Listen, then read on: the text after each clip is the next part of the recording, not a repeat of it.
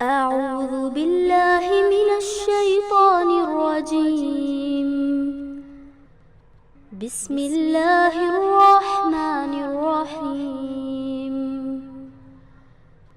اقرأ باسم ربك الذي خلق. خلق الإنسان من علق. اقرأ وربك الأكرم.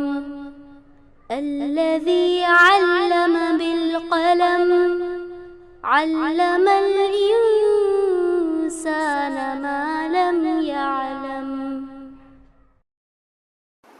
الحمد للہ رب العالمین والصلاة والسلام علی رسولہ الکریم والعاقبۃ للمتقین اعوذ باللہ من الشیطان الرجیم بسم اللہ الرحمن الرحیم رب اشرح لی صدری ویسر لی امری واحلل عقدۃ من لسانی یفقہوا قولی ربی زدنی علما اللہم انفعنا بما علمتنا وعلمنا ما ينفعنا وزدنا علما ربی یسر ولا تعسر وتمم بالخیر۔ السلام علیکم ورحمۃ اللہ وبرکاتہ۔ سورۃ المؤمنین مکی سورہ ہے، اور اس سورہ کے شروع میں ہم نے دیکھا تھا مومنون کی جو صفات ہے، کوالٹیز ہے، اللہ وہ بیان کرتا ہے۔ ایمان جو ہے وہ بندے کو عاجز بنا دیتا ہے، عاجزی والا شخص بنا دیتا ہے، اور ایمان والے وہ ہے کہ جو اپنی نمازوں میں عاجزی اختیار کرتے ہیں۔ عاجز تو وہ they are humble in their attitude، لیکن سب سے زیادہ وہ عاجزی اپنے نمازوں میں ظاہر کرتے ہیں، کیونکہ یہی وہ ایک کنیکشن ہے جو ان کا اپنے رب کے ساتھ ہے، اور جب وہ اپنے رب کے آگے کھڑے ہوتے ہیں تو they are humble in their behavior and attitude۔ ایمان والے جو ہے، جن کے دل میں ایمان داخل ہوا ہے، وہ حق کو قبول کرتے ہیں، وہ نماز پڑھتے ہیں، وہ زکوٰۃ دیتے ہیں،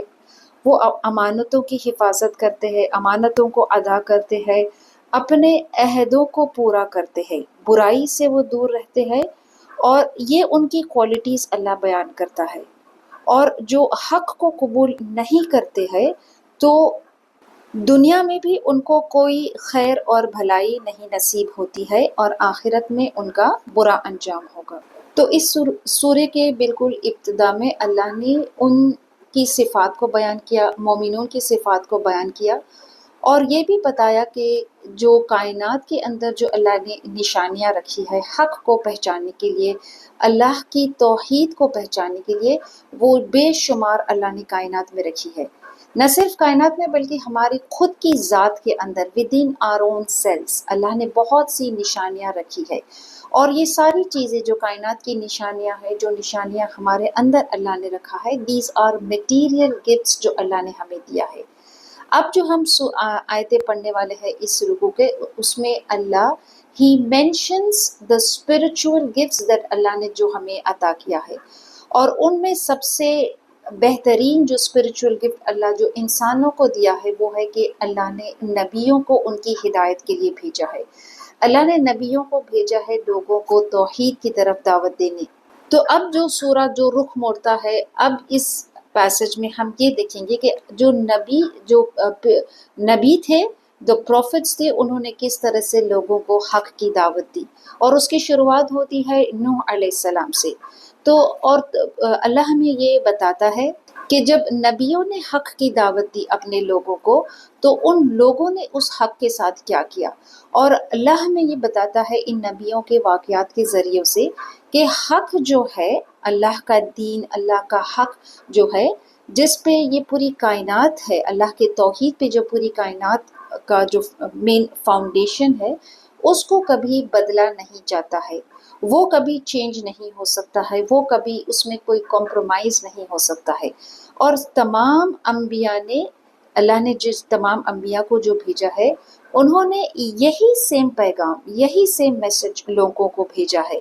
اور یہ اللہ کے جو نبی ہوتے ہیں وہ اپنی قوموں کے لیے، خاص اپنی قوموں کے لیے بھیجے گئے تھے، اور ظاہر بات ہے کہ جب وہ اپنی قوم میں دعوت کریں گے تو they will speak in their own language۔ اور ہر رسول ہم دیکھتے ہیں that they were generations apart، لیکن ان کا میسج جو ہے، جو پیغام جو انہوں نے بھیجا ہے، جو توحید کی دعوت ہے، it's the same۔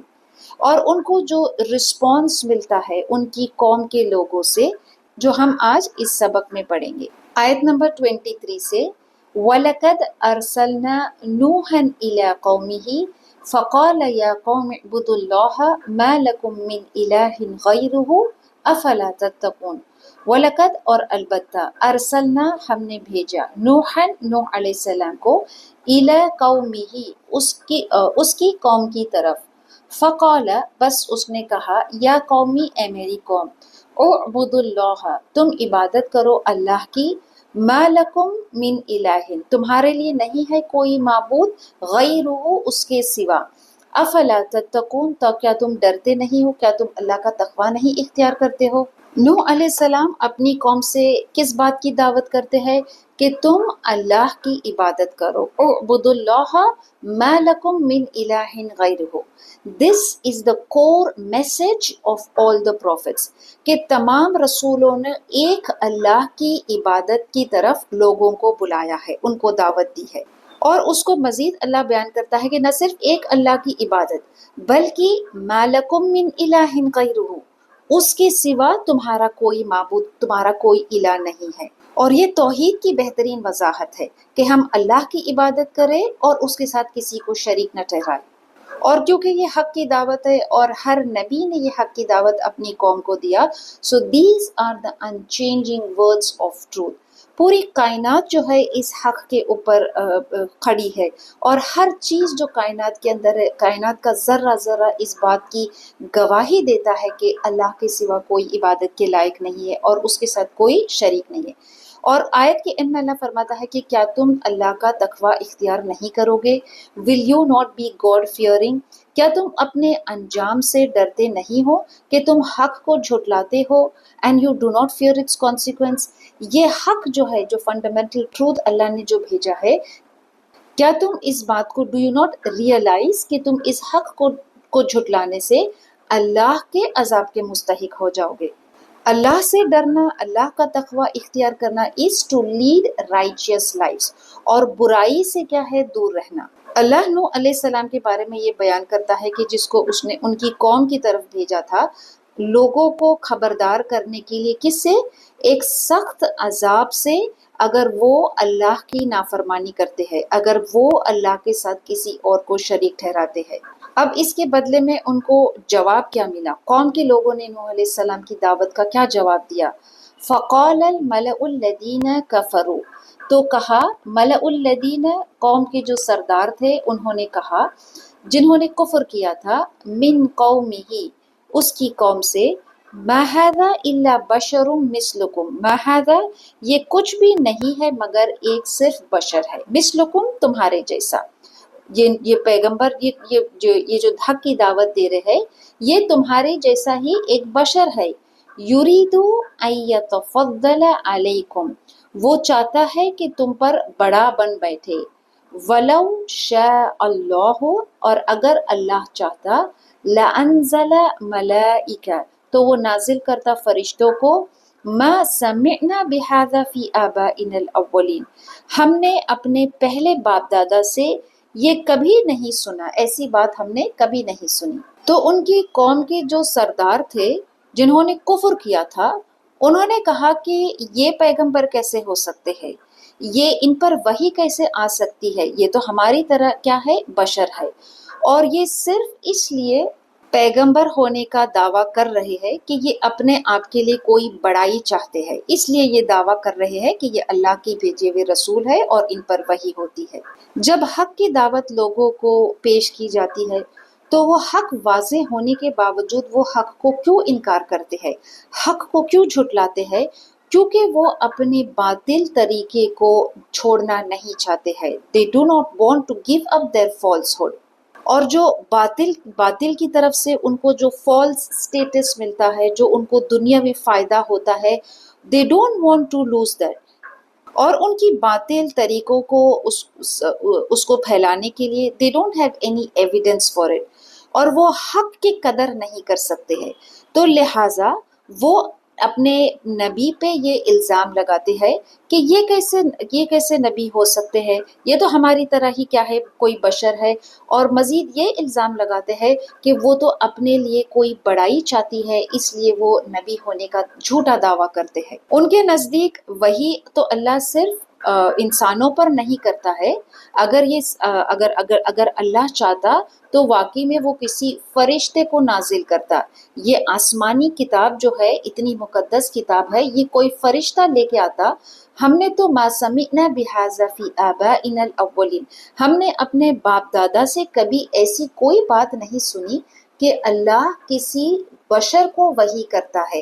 ہم نے اپنے باپ دادا سے کبھی ایسی بات نہیں سنی کہ ہمیں ایک معبود کی عبادت کرنا ہے۔ ہمارے باپ دادا تو ہمیں بتاتے تھے کہ ہم بہت اللہ کے ساتھ وہ بہت سے معبودوں کو وہ شریک کرتے تھے، تو ہم نے تو ایسی بات اپنی باپ دادا سے نہیں سنی، لہٰذا یہ شخص جو ہے وہ اپنی مرضی سے بڑا بننے کے لیے یہ نبوت کا دعویٰ کرتا ہے، جھوٹا دعویٰ کرتا ہے، نعوذ باللہ۔ یہی ہوتا ہے کہ جب کوئی شخص جو ہے وہ حق کو نہیں سمجھتا ہے، وہ حق کو دیکھنے کے باوجود بھی اس کا انکار کرتا ہے، تو it's as if that he is blinded by the truth with the against the truth، اور وہ اپنی عقل کا استعمال نہیں کرتے، وہ اپنی سمجھ کا استعمال نہیں کرتے، they do not think in the right direction، اور اگر واقعی میں وہ اپنی عقل کا استعمال کرتے، وہ سمجھتے، so they will arrive at the right conclusion۔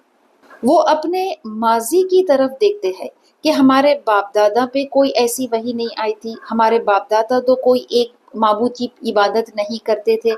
تو یہ تو کوئی سمجھداری کی، یہ تو کوئی عقل مندی کی بات نہیں ہے کہ باپ دادا اگر کوئی وحی ان کو نہیں ملتی تھی تو کیا یہ ضروری ہے کہ جو آنے والے قوم ہے، آنے والے لوگ ہیں، ان کو بھی وحی نہیں ملے گی؟ لیکن یہ محض ان کی طرف سے صرف ایک ایکسکیوز، ایک بہانہ ہے، اور یہ جھوٹ بھی ہے، کیونکہ اللہ قرآن میں بیان کرتا ہے کہ اللہ نے ہر قوم کے لیے، ہر دور میں ہر قوم کے لیے، ہر لوگوں کے لیے ایک خبردار کرنے والا، ایک ہدایت دینے والا بھیجا ہے۔ وَلِكُلِّ قَوْمٍ حَادٍ، قرآن میں اللہ بیان کرتا ہے کہ ہر قوم کے لیے اللہ نے ایک ہدایت دینے والا بھیجا ہے، اور ہر ہدایت دینے والا یہی ہدایت کی بات لوگوں کو، توحید کی طرف لوگوں کو بلاتا ہے، اور توحید کی دعوت، توحید کا طریقہ وہ سیدھا راستہ ہے۔ لیکن those who have a very narrow vision، ان کا علم لمیٹڈ ہے، وہ تعصب کا شکار ہے، وہ تکبر کا شکار ہے، تو پھر وہ اپنے رسولوں پہ کیا ہے، الزام لگاتے ہیں کہ یہ تو نعوذ باللہ یہ پاگل ہو گئے ہیں، اور یہ لوگوں کو کس چیز کی طرف بلا رہے ہیں؟ ایک رب کی عبادت کے لیے بلا رہے ہیں۔ ایک رب کیسے ہو سکتا ہے؟ رب اور خدا تو بہت سارے ہوتے ہیں۔ تو یہ ان کا جو جواب ہے، جو اپنی قوم کے لوگوں نے نوح علیہ السلام کو جو جواب دیا ہے، is full of arrogance اور accusation۔ اور مزید وہ اپنے نوح علیہ السلام پہ یہ الزام بھی لگاتے ہیں کہ وہ ان ہوا الا رجل به جنۃ فتربصوا به حتی حین، ان ہوا الا رجل، یہ نہیں ہے مگر صرف ایک رجل، ایک آدمی، ایک شخص، ایک بشر، به جنۃ، کہ جس پر جن جو ہے، کہ جس پہ کوئی جن نے اثر کر دیا ہے، فتربصوا، تو تم انتظار کرو، به اس کا، حتی حین، ایک مدت تک۔ تو قوم کے لوگ ان پر الزام یہ لگاتے ہیں کہ یہ نبی ہونے کا دعویٰ کر رہے ہیں، یہ شاید پاگل ہو گئے ہیں، تو اب کیا کرے ایسے پاگل شخص کے ساتھ؟ بس تھوڑا صبر کر لے، تھوڑا انتظار کر لے۔ کب تک کرے؟ جب تک ان کی موت آ جائے گی، نعوذ باللہ، اور ان کی جب موت آ جائے گی تو پھر ہمیں ان سے نپٹنا نہیں پڑے گا۔ سو وی پٹ اپ with him until his death۔ تو یہ الزام وہ ان پر لگاتے ہیں کہ وہ تو ہمارے جیسا کیا ہے، ایک بشر ہے، اور یہ شخص جو ہے ان پر کوئی جن آ گیا ہے، تو ہم ان کا انتظار کرتے ہیں ایک وقت تک کہ جب وہ خود بخود وہ وقت کے ساتھ یہ خود انسان چلا جائے گا۔ اور ہر دور میں ہم دیکھتے ہیں ان ایوری جنریشن جو حق کی مخالفت کرنے والے لوگ ہیں، وہ ایمان والوں کا اور جو حق کی دعوت لاتا ہے ان پر ایسے ہی الزام لگاتا ہے۔ آج جو ہے لوگ اسلام کے لیے،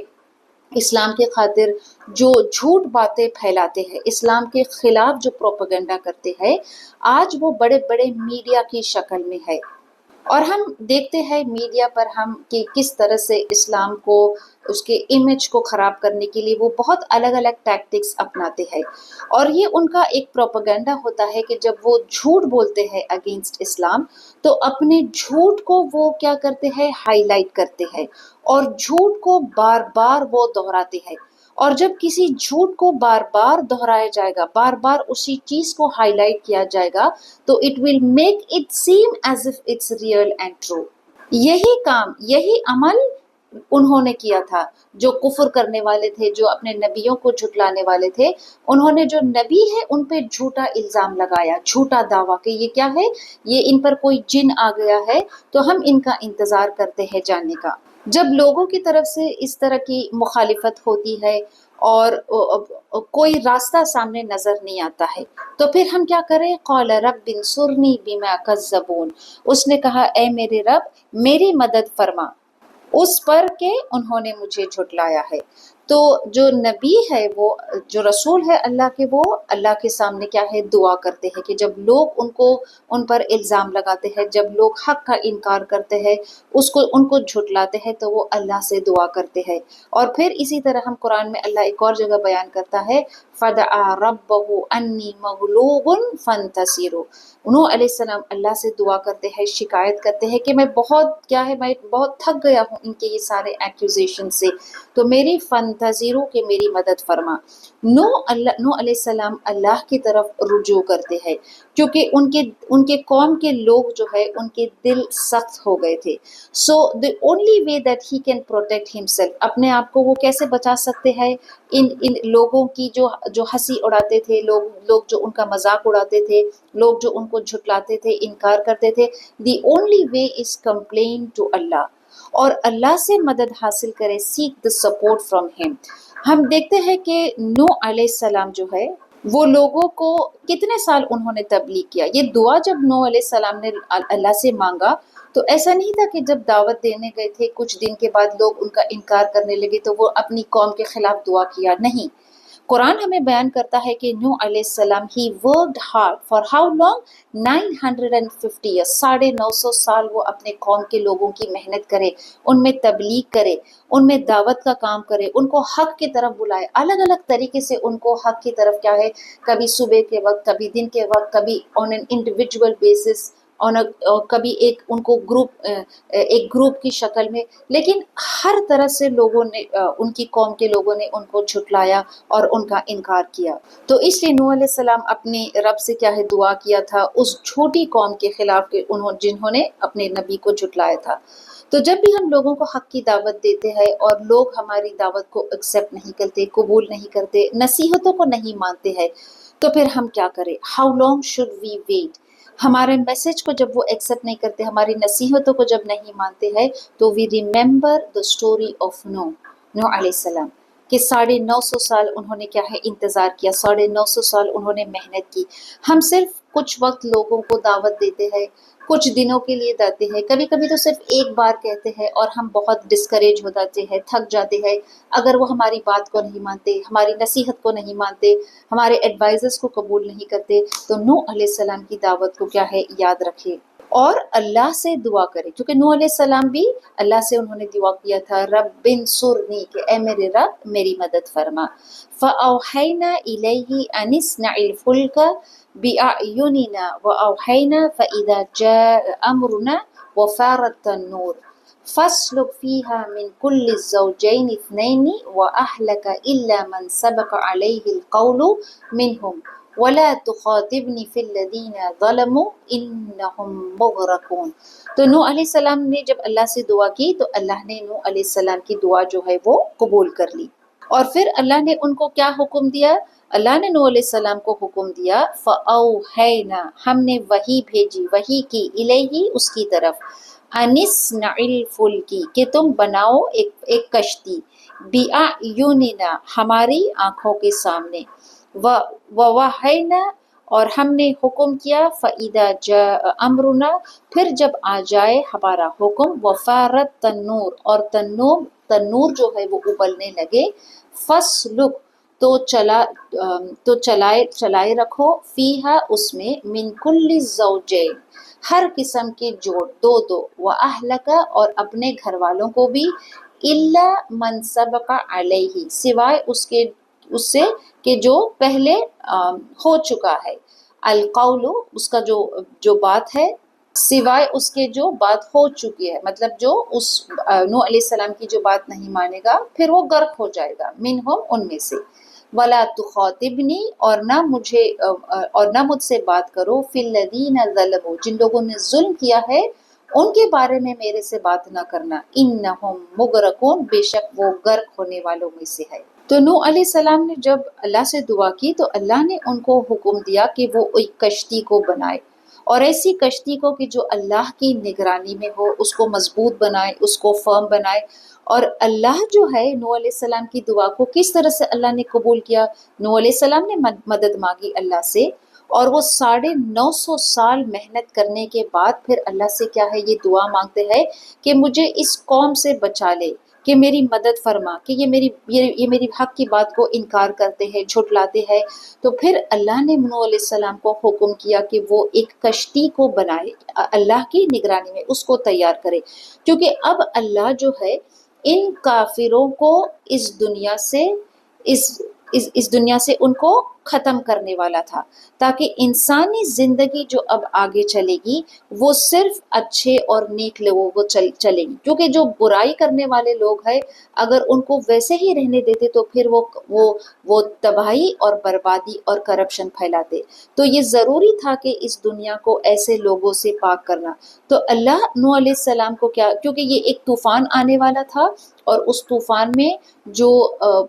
اس کشتی میں سوار تھے اس کے علاوہ سارے لوگ جو ہے اس طوفان میں غرق ہونے والے تھے، صرف جو کشتی میں سوار تھے وہ اللہ کے حکم سے وہ بچ گئے تھے۔ تو اللہ نے انسپائر کیا نوح علیہ السلام کو وحی کی کہ وہ اس کشتی کو بنائے، اور یہ کشتی جو تھی نوح علیہ السلام کی، یہ ایک ان کے اس زمانے میں اس وقت جو یہ کشتی جو تھی وہ لوگوں کے لیے ایک امن کا، اور it was a means of safety, اس طوفان سے بچنے کا یہی ایک کیا ہے راستہ تھا، یہی ایک طریقہ تھا، یہی ایک مقام تھا۔ جو اس کشتی میں تھا وہ اس عذاب سے محفوظ تھا،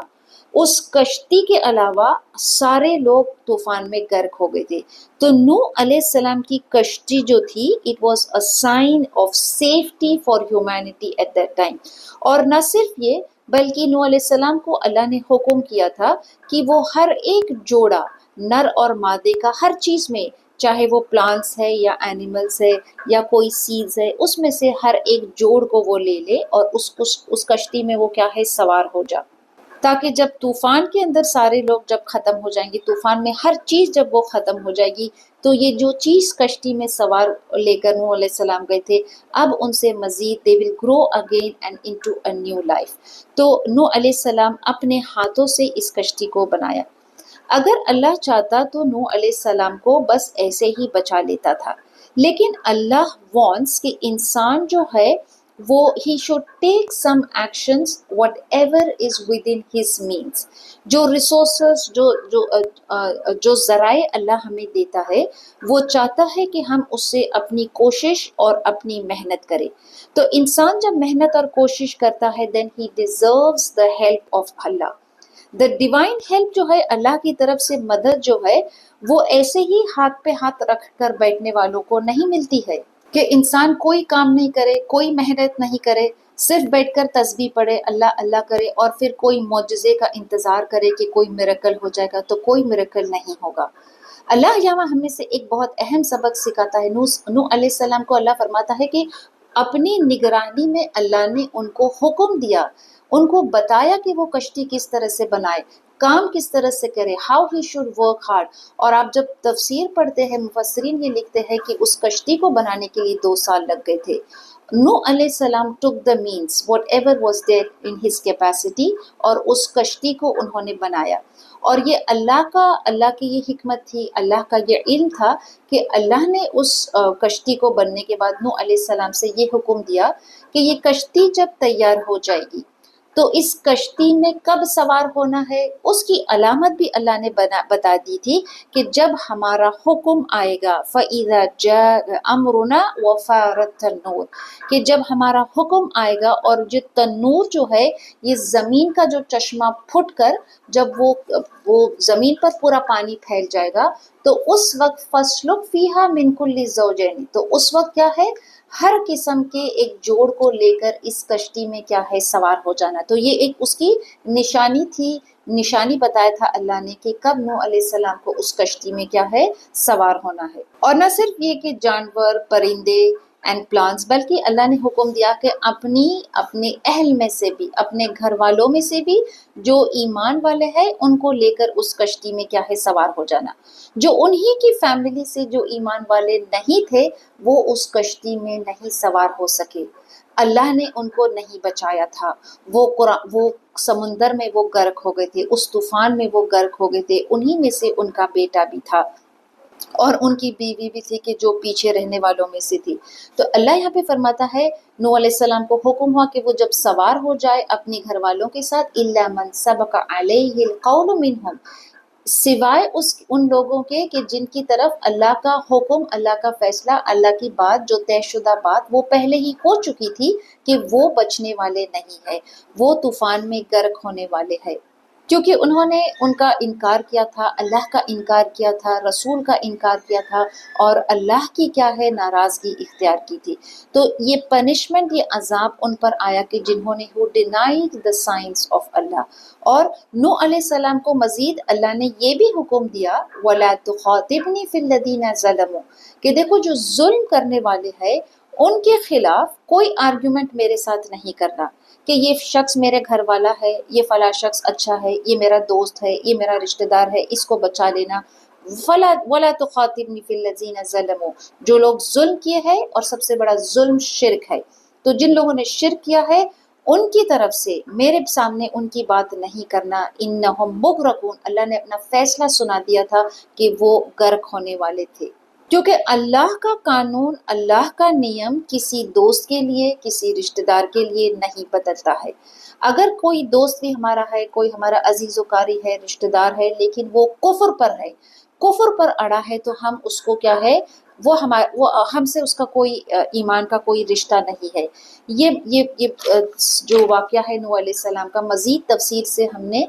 سورہ ہود میں پڑھ چکا ہے، تو اسی لیے ساری جو باقی تفصیلات ہے ہم اس میں نہیں جائیں گے. یہ آلریڈی سورہ ہود میں انشاءاللہ کور ہو چکا ہے الحمدللہ.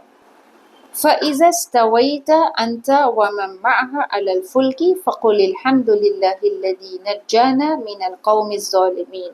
وَقُلْ رَبِّ أَنْزِلْنِي مُنْزَلًا مُبَارَكًا وَأَنْتَ خَيْرُ الْمُنْزِلِينَ. فَإِذَا اسْتَوَيْتُ، پھر جب بیٹھ جاؤ، انت کشتی میں تم، ومن معک اور جو تمہارے ساتھ ہو، علی الفلکی جب تم اور جو تمہارے ساتھ ہو کشتی میں جب بیٹھ جاؤ تو پھر کیا کہو، فقل الحمد للہ، تو کہو تمام تعریف اللہ کے لیے ہے. الذی، وہ جس نے نجانا، جس نے ہمیں نجات دی، من القومی، اس قوم سے، الظالمین، یہ ظالم قوم سے جنہوں نے ہمیں نجات دی ہے. اللہ کا شکر ادا کرو. وقر ربی، اور کہو اے میرے رب، انزلنی منزل مبارکم، کہ مجھے مبارک منزل تک اتار دے، پہنچا دے. وانت خیر المنزلین، اور تو بہترین اتارنے والا ہے. تو نوح علیہ السلام کو اللہ نے یہ ایک دعا سکھائی،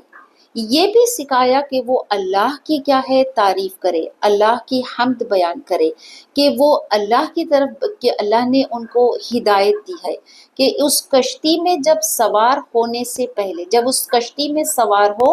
تو اللہ کا شکر ادا کرے. جب کشتی جو ہے وہ ٹھہر جائے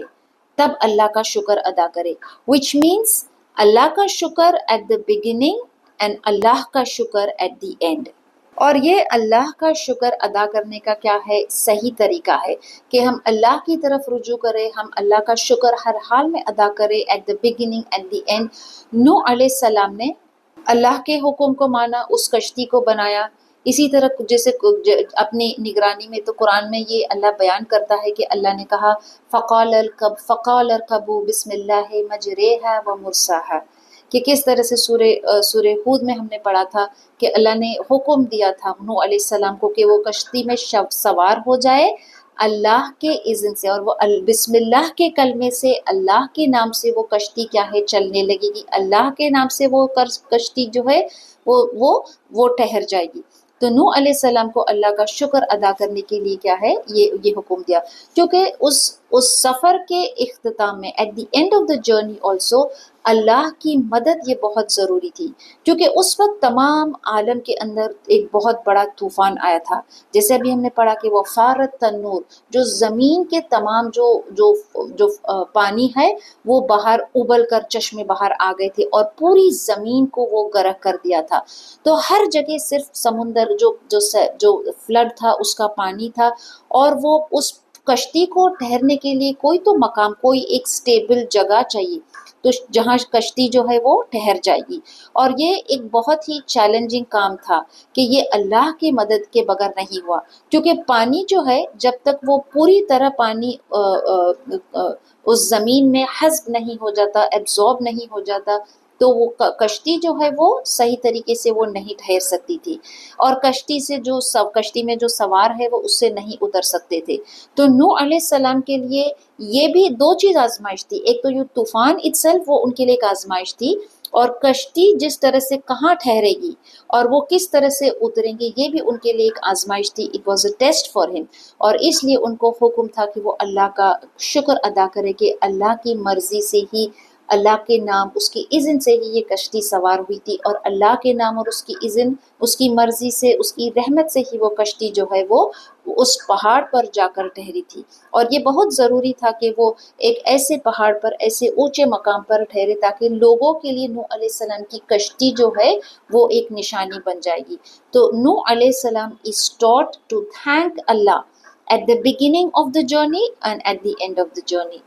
اور اللہ جو ہے ان کو حفاظت سے، محفوظ سے ان کو منزلین ان کو اتارا۔ ان فی ذلک لآیۃ وان کنا لمبتلین، بے شک اس میں البتہ نشانیاں ہیں اور بے شک ہم آزمائش کرنے والے ہیں۔ اللہ فرماتا ہے کہ اس میں نشانیاں ہیں کہ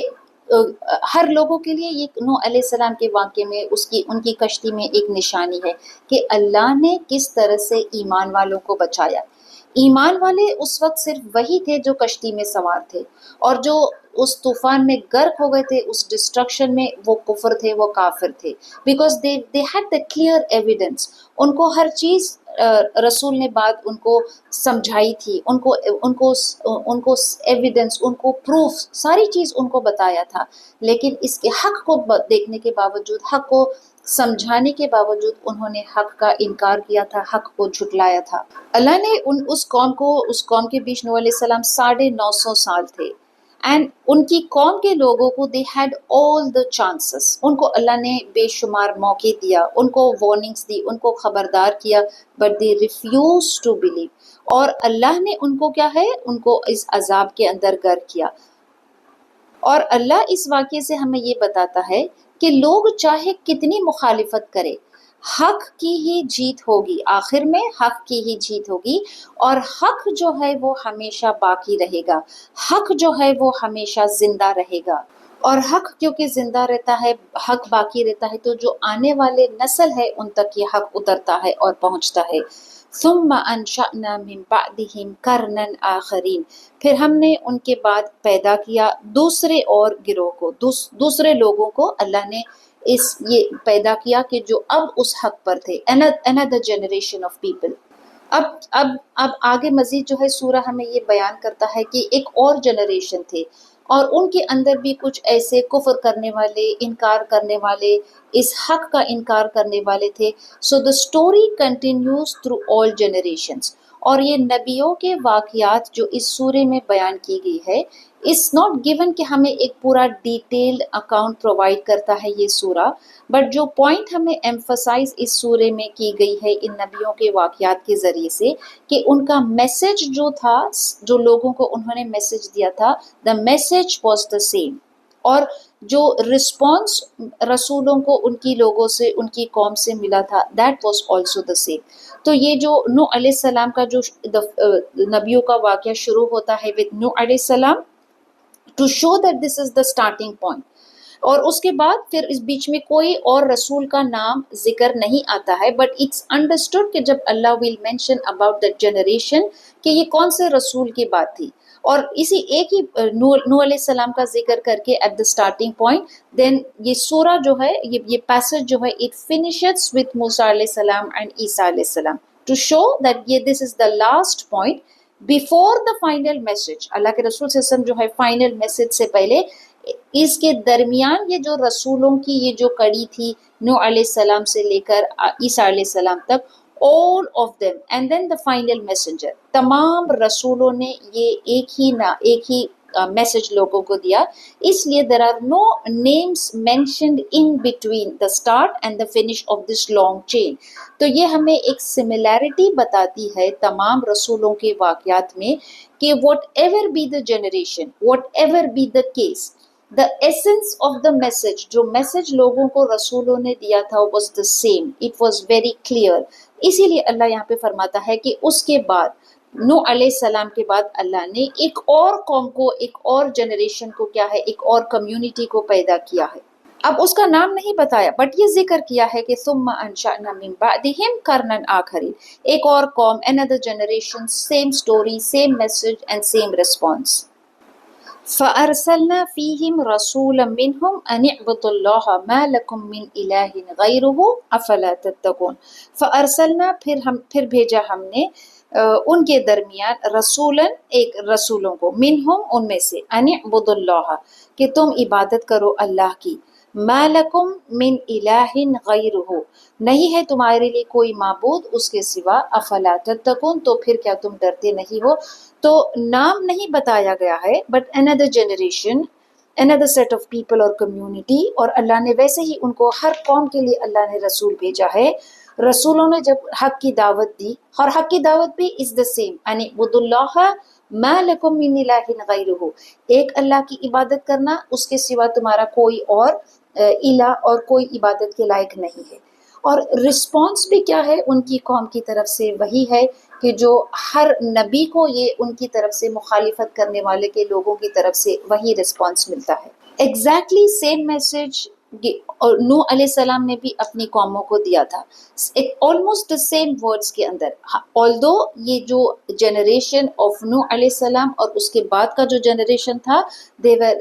اس کے بعد کی جو قوم تھی، they were generations apart، وہ صدیوں ایک دوسرے سے دور تھے، لیکن ان کا رسپانس اپنے رسولوں کو کیا ہے، ایک ہی تھا کہ وہ اپنے رسولوں کی کیا ہے، نافرمانی کرتے تھے، رسولوں کا انکار کرتے تھے، حق کو جھٹلانے والے تھے. اور آج بھی یہ حق کی دعوت جب ہم لوگوں کو بتاتے ہیں تو وہ حق کا انکار کرتے ہیں، جس طرح سے لوگوں نے اپنے رسولوں کو حق کا انکار کیا تھا. تو رسولوں کی اس واقعات سے ہمیں اہم سبق یہ سیکھنا چاہیے کہ چاہے مخالفت لوگ کتنی کرے، حق کو کتنا جھٹلائے، اس کا انکار کرے،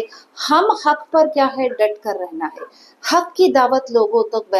بتانا ہے، کیونکہ اللہ ہمیں ان واقعات کے ذریعے سے بتاتا ہے کہ حق کو ہی اللہ جتاتا ہے. Only the truth triumphs in the end. Only the truth is victorious in the end. اور اللہ جو ہے کفر کرنے والوں کو، اس کی حق کو انکار کرنے والوں کو، اس کی نافرمانی کرنے والوں کو، ان کو ختم کرتا ہے، ان پر عذاب بھیجتا ہے. اللہ ہمیں حق پر قائم رہنے والا بنائے، حق کی دعوت کو لوگوں تک پیش کرنے والا بنائے، اور اس ایک رب کی عبادت کرنے والا بنائے کہ جس کے ساتھ کسی کا کوئی شریک نہیں ہے. ربنا تقبل منا انک انت السمیع العلیم وتب علینا انک انت التواب الرحیم. سبحانک اللہم وبحمدک نشہد ان لا الہ الا انت نستغفرک ونتوب الیک. اللہم آنس وحشتی فی قبری، اللہم ارحمنی بالقرآن العظیم واجعلہ لی اماما ونورا وہدا ورحمہ. اللہم ذکرنی منہ ما نسیت وعلمنی منہ ما جہلت وارزقنی تلاوتہ آناء اللیل وآناء النہار واجعلہ لی حجۃ یا رب العالمین. السلام علیکم ورحمۃ اللہ وبرکاتہ.